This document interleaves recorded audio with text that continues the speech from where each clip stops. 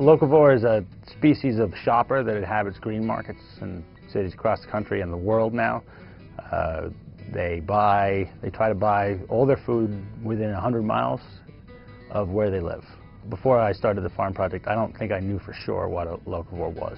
I got a phone call from an editor at New York Magazine who said she had the perfect Manny Howard story. It turned out to be the farm. It turned out to be 7 months of back-breaking work, which doesn't seem like an altogether outrageous suggestion until you understand that I live in Flatbush in Brooklyn. I did not know anything about farming. And the thing about my backyard in Brooklyn is that it's a 20 by 40 lot and it's completely barren of life, except for mosquitoes. So I had to basically plumb the entire backyard. I dug a dry well, which I thought would be no great project except that I had to dig 7 feet straight down into the earth through clay, and digging through clay is like digging through meat.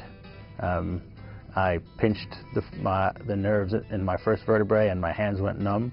It turned out that the only area of my backyard that got any full sun was 40 square feet in the back corner, and I called that the back 40.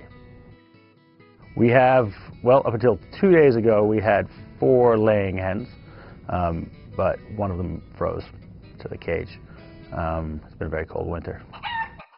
My worst moment and my best moment were the same moment. On August 8th, the first tornado to strike Brooklyn since 1899 hit the farm, destroying most of the plants that were 1 week away from harvest and crushing the chicken coop.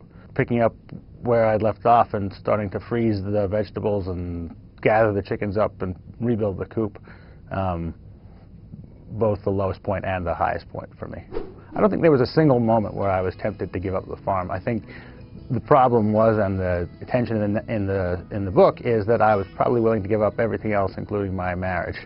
The farm was all I could think of. I stopped walking the dog at times when I knew there would be neighbors around because I didn't want to talk to them about what was going on in the neighborhood. Somehow I thought that information would pollute this experience. It's safe to say I went crazy. The marriage suffered pretty terribly over a long period of time. In fact, I almost got kicked out of the house once.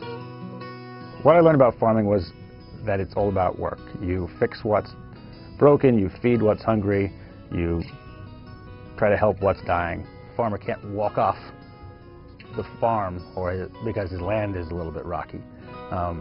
And you can't walk away from a marriage because it's a little rocky.